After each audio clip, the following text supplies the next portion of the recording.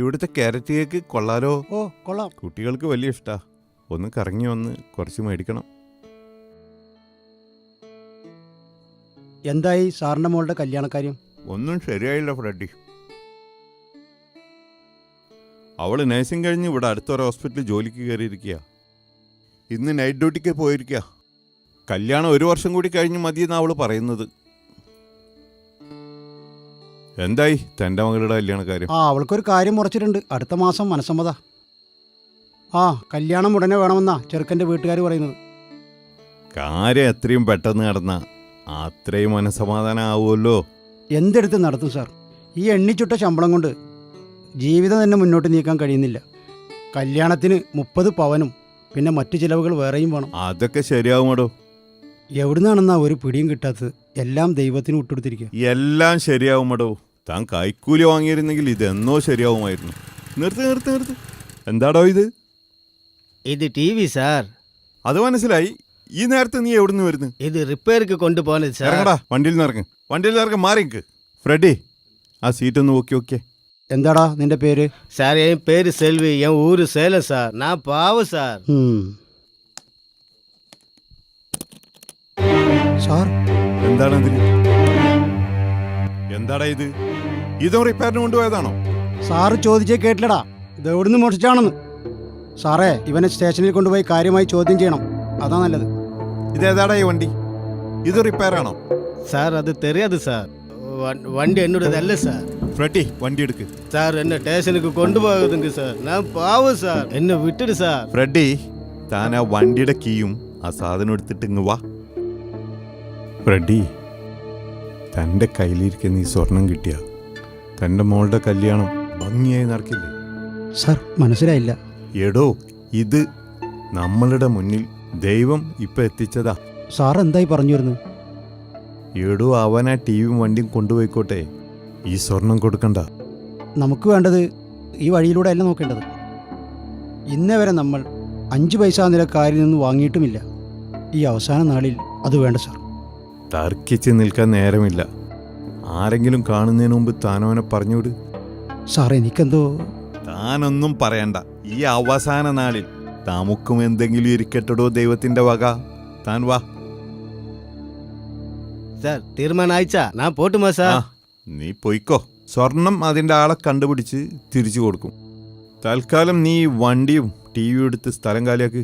പോടാ, പോ. அப்படியா சார்? அப்போ இந்த பிசினஸ்ல செல்விக்கு நஷ்டம், உங்களுக்கு லாபம். எல்லாமே മനസ്സിലായി സാർ. സാവി കൊടുങ്ക. ഞാൻ പോട്ടുമാ? ഇതെന്ത് ചെയ്യണം സാർ? എൻ്റെ കൈ വറക്കുന്നു. താൻ പേടിക്കണ്ട, നമുക്ക് ഉടനെ എങ്ങോട്ടേലും മാറ്റാം. ഹലോ,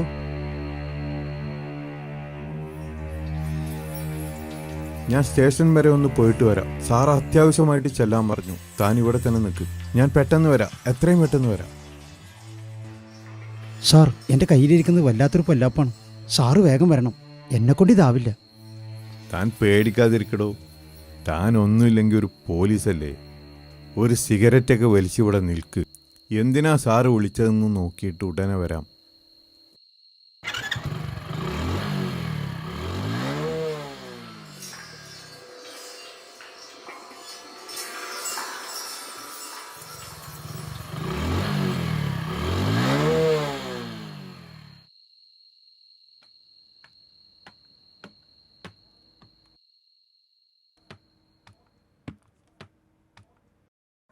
അച്ഛാ, സാരിത, എന്തു പറ്റി? എന്താ നീയും മക്കൾ ഈ നേരത്തെ ഇവിടെ? അച്ഛാ, നമ്മുടെ വീട്ടിൽ കള്ളം കയറി. കൃഷ്ണേട്ടാ, ഇവിടെ ഇരിക്കും, കാര്യങ്ങൾ ഞാൻ പറയാം. സാർ പറയൂ.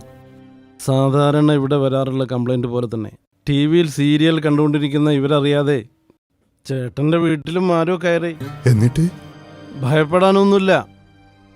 വീട്ടിലുണ്ടായിരുന്ന കുറച്ച് സ്വർണം, കറണ്ട് പോയതിനാൽ TV, പിന്നെ കുട്ടികളുടെ ടാബ്, മൊബൈല് എല്ലാം നഷ്ടപ്പെട്ടിട്ടുണ്ട്. രാത്രി മീൻകാരൻ വന്നിരുന്നു. മീൻ വാങ്ങിയ ശേഷം വാതിൽ കുറ്റിയിടാൻ മറന്നു എന്നാണ് ഇവരിൽ നിന്നും അറിയാൻ കഴിഞ്ഞത്.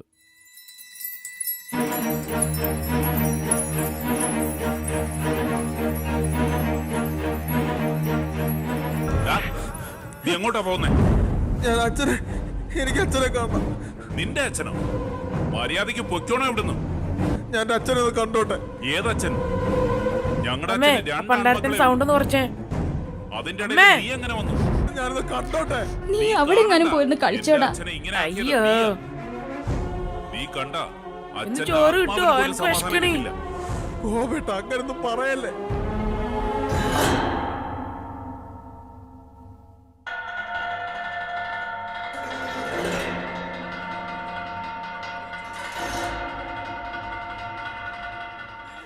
എന്നത് വീട്.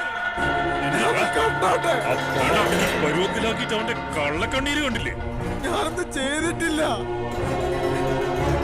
നീ അങ്ങോട്ട് വരണ്ടടാ. വരണ്ട വരണ്ട വരണ്ട. എന്താ നിങ്ങൾ കാണിക്കുന്നേ? ഗോപ ഞാൻ പറയുന്നത് കേക്ക്. ചടങ്ങ് നടക്കുന്ന അവനൊന്ന് കണ്ടോട്ടെ പ്ലീസ്. ദാ, ബാക്കി കക്കൂസി പോയി കണ്ടോ. എന്ത്? ഞാനൊന്നല്ല. ചടങ്ങ് നടക്കട്ടെ. ചെല്ല്. ഓടാ. ഇവന്റെ കാര്യം ഞാൻ നോക്കിക്കോളാം. ചെല്ല്. ദാ മോനെ, പ്ലീസ്. ചെല്ല് എന്നാ പറഞ്ഞു. ഒന്ന് പോയി നോക്കടാ. എന്തോ വീണ് സൗണ്ട് കേട്ടു. അത് പൂച്ചാവോ അമ്മേ? ഗോപേട്ട ഏയ്, ഇങ്ങോട്ടേക്ക് എന്തായി കാണിക്കുന്നേ? അമ്മു, തുടങ്ങാലോ. ചടങ്ങ് ഉറങ്ങല്ലേ? തുടങ്ങിക്കോ. ചോറ് തരാം. ഇതിപ്പോ തീരും. കണ്ണു എന്താ തുറക്ക്. ഗോപ? ഒന്നുമില്ല. അമ്മ ഒന്ന് നിർത്തുന്നുണ്ടോ? വിഷണം ചാവാറായി. പണ്ടാരം ചോറുതാ.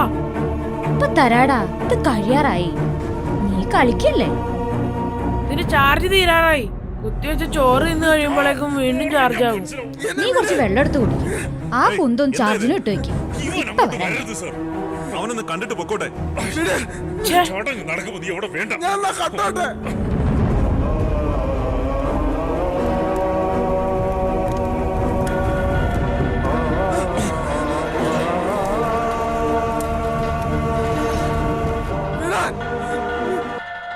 അയ്യോ, ഇത് കണ്ട അവസാന ഭാഗമായിരുന്നു. പണ്ടാരം പിടിക്കാൻ ഒരു ഇൻവെർട്ടർ വെക്കാൻ പറഞ്ഞ ആ മനുഷ്യൻ കേൾക്കില്ല. മോനെ, ആ എമർജൻസി ലൈറ്റ് എടുത്തോണ്ട് വന്നേടാ. കണ്ണ് കണ്ടെങ്കിലും ഇരിക്കാലോ. എനിക്കൊന്നും വയ്യ. കറണ്ട് പോയിരും അമ്മേ. മോളെ അമ്മു, ഉറങ്ങല്ലേ? കറണ്ട് ഇപ്പൊ വരും. അമ്മ ചോറ് തരാം. അമ്മേ, കറന്റ് വരുമ്പോഴേക്കും ആ ചേച്ചിയുടെ കല്യാണം കഴിഞ്ഞിട്ടുണ്ടാവോ? ഏത് കല്യാണം മോളെ? സീരിയലിലെ. ഓ, സീരിയല്ലേയോ? പരസ്യം വന്നാ രക്ഷപ്പെട്ടു. ആ, കറണ്ട് വന്നല്ലോ. അയ്യോ മക്കളെ, ടി വി കാണുന്നില്ല. കൊഴപ്പില്ല അമ്മേ. അമ്മ കണ്ടോ? കഴിഞ്ഞിട്ട് ചോറ് തന്നാ മതി.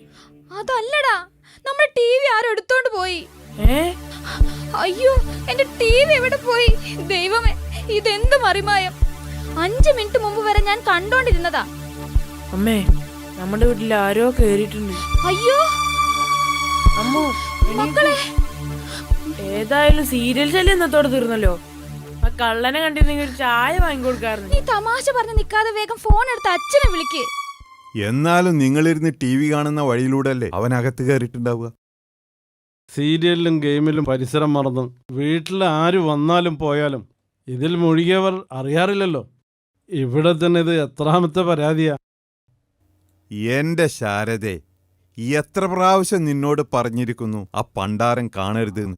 അത് കണ്ടുകൊണ്ടിരിക്കുമ്പോ എനിക്കോ മക്കൾക്കോ ഇച്ചിരി വെള്ളം പോലും അവിടുന്ന് കിട്ടാറില്ല. ഇനിയിപ്പോൾ അതൊന്നും പറഞ്ഞിട്ട് കാര്യമില്ല. നഷ്ടപ്പെട്ട സ്വർണം എത്രയാണെന്നുള്ളത് വല്ല അനുമാനമുണ്ടോ ചേച്ചി? 10-30 പവന്റെ മേലെ ഉണ്ട്. മോളുടെ കല്യാണത്തിന് വേണ്ടി കരുതിയതാ. ആ മഹാപാപി ഗുണം പിടിക്കില്ല. കൃഷ്ണേട്ടാ, ടൗണിലൊക്കെ ഫ്രെഡി ചേട്ടനെയും കൂട്ടി ഒന്ന് കറങ്ങാം. ഞാൻ എല്ലാ സ്റ്റേഷനിലേക്കും ഇൻഫോം ചെയ്തിട്ടുണ്ട്. നഗരം വിട്ടിട്ടില്ലെങ്കിൽ ഇന്ന് രാത്രി തന്നെ നമുക്ക് അവനെ പൊക്കാം. പരാതിയൊക്കെ ഞാൻ എഴുതി വാങ്ങിച്ചിട്ടുണ്ട്. ശരിയെന്നാ. ശരി സാർ. ശരിയെന്നാ, പോയിക്കോളൂ.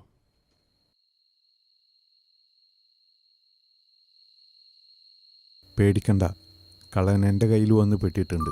സ്വർണം മാത്രമേ പിടിക്കാൻ കഴിഞ്ഞുള്ളൂ. നീ ഇതാരോടും പറയണ്ട. ഇതെന്താ അകത്ത് വെച്ച് പറയാഞ്ഞേ? അതൊക്കെ പിന്നെ പറയാം. ഓ, എന്തായാലും സ്വർണം കിട്ടിയല്ലോ, അത് മതി. ഞങ്ങൾ പോട്ടെ. എങ്ങനെ വന്നത്? അടുത്ത വീട്ടിലെ പയ്യന്റെ ഓട്ടോലാ. അവൻ പോയിട്ടില്ല. അയൽപ്പക്കത്ത് എല്ലാവരും അറിഞ്ഞിട്ടുണ്ട്. ചേട്ടനെ വിളിച്ചിട്ട് കിട്ടാത്തോണ്ടാ സ്റ്റേഷനിലേക്ക് വന്നത്. വാ. ശരി, നിങ്ങൾ പോയിക്കോ. അച്ഛൻ പെട്ടെന്ന് വരില്ലേ? ഞങ്ങൾക്ക് പേടിയാ. പേടിക്കണ്ട, അച്ഛൻ ഉടനെ വരാം മോളെ. താനാ ഫോണൊന്ന് കാണിച്ചേ.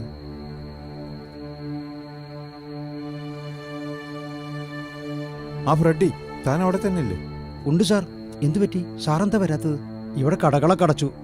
ഇതും പിടിച്ചോണ്ട് ഇവിടെ നിൽക്കാൻ വല്ലാത്ത പ്രയാസമുണ്ട് സർ. എന്താടാ എന്താ നീ പോയില്ലേ? എന്താ ഫ്രെഡി, താൻ ആരോടാ സംസാരിക്കുന്നത്? തിരിച്ചു വന്നത്? Hello hello hello.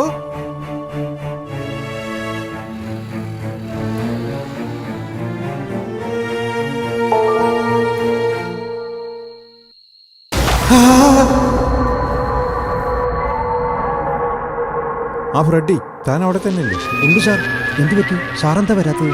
Hello hello hello എന്താടാ നീ പോയില്ലേ? ഹലോ. എന്താ നീ തിരിച്ചു വന്നത്?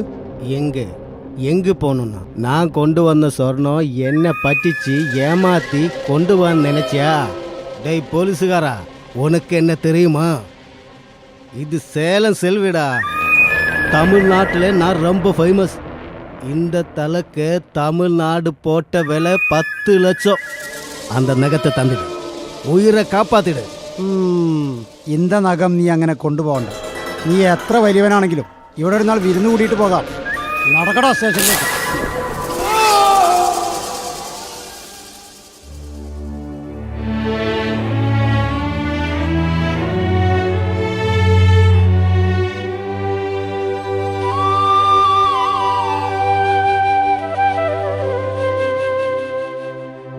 ആരാത്? സാറായിരുന്നോ? അധിക നേരായോ വന്നിട്ട്? ഇല്ല, ഞാനിപ്പോ വന്നതേ ഉള്ളൂ. ഞാൻ പള്ളി പോയതായിരുന്നു. സാറ് വരൂ. സാറ് കയറിയിരിക്കേ.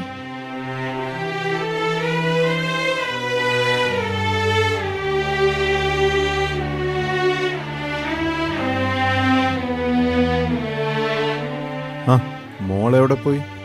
അവൾക്കൊരു കൂട്ടുകാരിയുടെ കല്യാണമുണ്ട്, അതിന് പോയതാ. കുടിക്കാൻ എന്തെങ്കിലും എടുക്കട്ടെ? ഒന്നും വേണ്ട. അടുത്ത ആഴ്ചയല്ലേ മോളുടെ കല്യാണം? കാര്യങ്ങളൊക്കെ എന്തായി? ഒന്നും ആയിട്ടില്ല. പള്ളിയിൽ നിന്നും ഒരു ചെറിയ സഹായം ലഭിക്കും.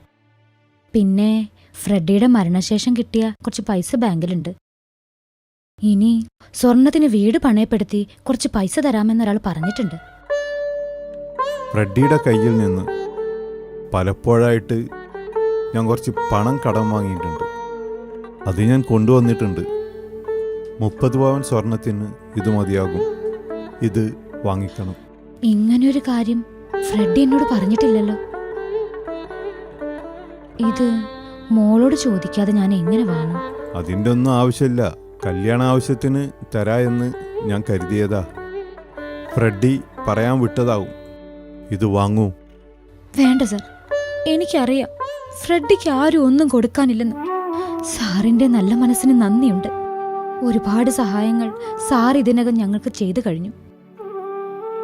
ഇതെങ്ങനെയെങ്കിലുമൊക്കെ നടന്നു പോകും. എൻ്റെ ഫ്രെഡിയുടെ മോളുടെ കല്യാണം എങ്ങനെയെങ്കിലും നടന്നാൽ പോരാ. അയാൾക്ക് ഒറ്റ ആഗ്രഹം മാത്രമേ ഉണ്ടായിരുന്നുള്ളൂ, മോളുടെ വിവാഹം ഗംഭീരമായി നടത്തണമെന്ന്. അതുകൊണ്ട് ഇത് സ്വീകരിക്കണം.